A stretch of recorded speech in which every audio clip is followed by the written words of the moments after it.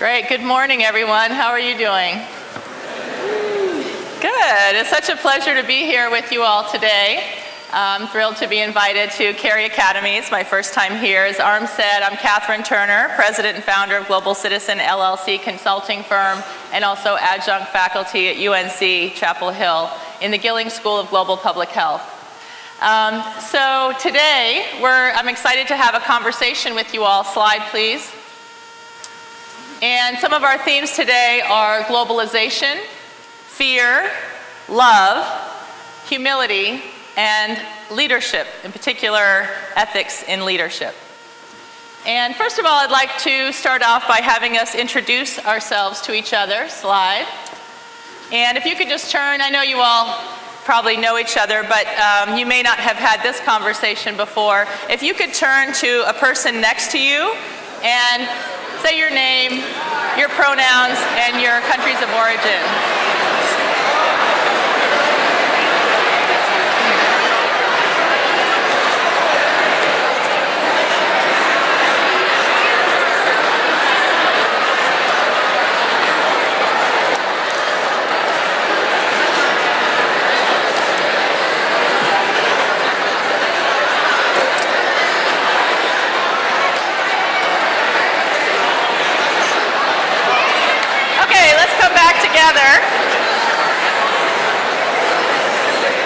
Let's come back together as a large group. I want to acknowledge that not everyone may know the countries that their people or their ancestors are from, but perhaps you know at least the regions where they're from. What are some of the countries that we have represented beyond those of us in the room when we invoke our ancestors into the room? What are some of the countries and regions we have represented here? Just call some out. Taiwan! Yeah! Okay. Taiwan. All right.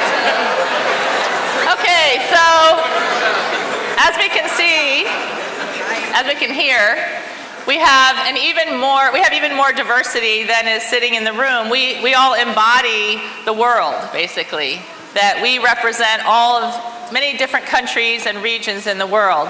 And I started off with introductions because in many cultures, it's important to begin with a proper introduction. And this is something that we've lost for the most part in the United States. And as I work interculturally with people from other countries, it's one of the critiques that we often hear. Americans just want to jump right into work or just jump right into the conversation without first having an introduction or first showing some interest in the person and how are you doing today? How are you feeling today? And making more of a human connection. So that's why I wanted to do that here, is to model the importance of, when we talk about intercultural competence, that we first show an interest in the person that we're engaging with. And now I'd like us to just briefly touch on slide please, some group agreements, because we're going to be talking about some different sensitive issues today, and I want to make sure that everyone is able to freely and fully participate. So these are a couple of group agreements, or basically the group norms that we hold ourselves to for this conversation that we're having today. I listed a few here, and I welcome you all to add more if there are other norms that you would want to add to the list that would enable you to really fully participate in this conversation. So if you all could read through this list and raise your hand if you would like to add any item to the list.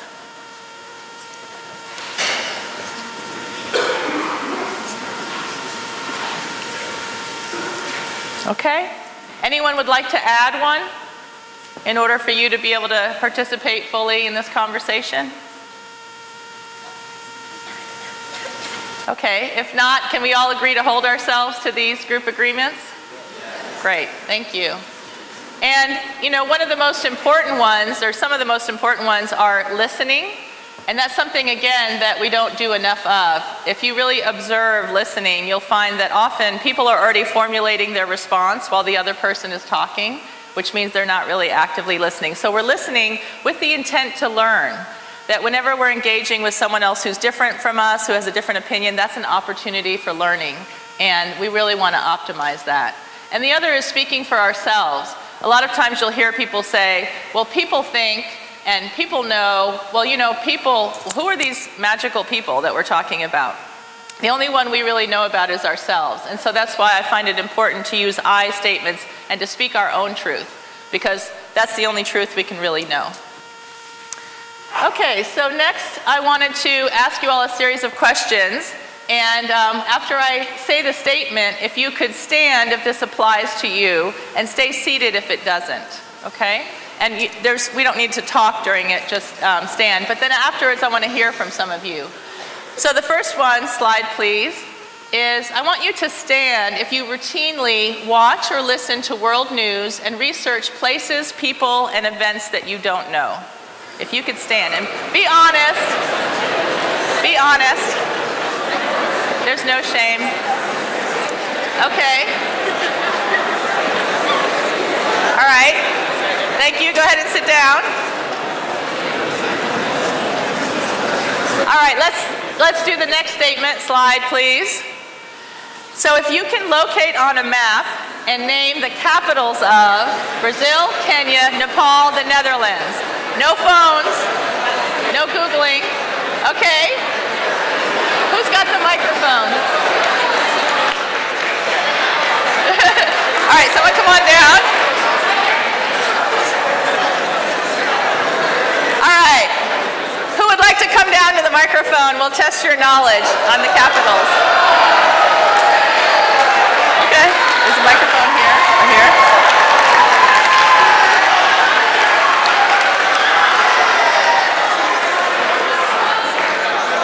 Very brave. Yes, please. Wait, what do I say? Is it on? Is it live? Is it? Okay. What's your name? Vibov. Vibov, okay. Do I just say? Yeah, go ahead and list all four of them. Okay. Brazil's capital is Brasilia, Kenya, Nairobi, Nepal, Kathmandu, and the Netherlands, Amsterdam. Correct. Awesome. Thank you very much. Great. Awesome. How many people knew that? How many people knew all four? Great. Good. Okay. Super. Okay, I see you up there. Great. So this is part of global awareness, right? Thank you for that. That was brave. And a number of you knew the answer as well. Okay, next question and slide. Stand if you speak 2 or more languages. Okay. Great.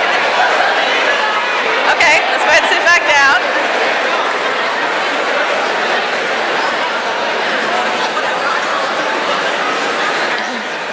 All right, thank you.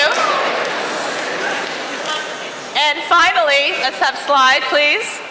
Stand if you seek close connection with people whose identities and ideas are very different from your own.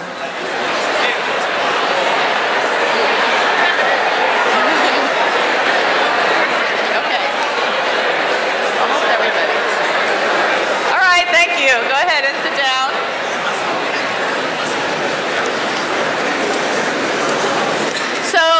These are just a couple of the traits of global competence. And if you didn't stand for some of these statements, don't worry about it. Global competence is a lifelong learning process, and so we all have a lot more time to learn. But, you know, obviously there are a lot more. There are whole inventories that have been developed to assess and help people grow in global competence. And so these are just a couple of the items. And it's something for you to be thinking about when you think about your own global awareness, is what are things that you could be doing to really increase that. So let's go on and talk about global competence. Slide, please. So what is global competence? And slide, please. This is the definition that my firm developed, and obviously there are a lot of different definitions out there. That global competence is the constellation of awareness, understanding, sensitivity, which means attitudes and practices, ethical practice within an individual or a system that enables effective intercultural and cross-country interactions and partnerships that affect organizational and social transformation and result in mutually beneficial and empowering outcomes for the good of all. When you all see this slide, when you see this definition, what are some, if you could raise your hand, what are some key words or phrases that jump out at you? If you could raise your hand so we can have one at a time. What are, yes? Interaction. What else? Someone else? Oh, sorry. Oh, there you are. What else? Intercultural. Exactly. Interaction, intercultural. Another person? Yes. Mutually beneficial. Right. That's really key. So you all see that there are a lot of really important words and phrases in here, and I'm going to go through my firm's global competence framework to explain a little bit about what all this is about. So next slide, please. This is a representation of the global competence framework, and I'm going to go through each element of that. Slide, please. So the first stage is about awareness, and global competence begins with ourselves.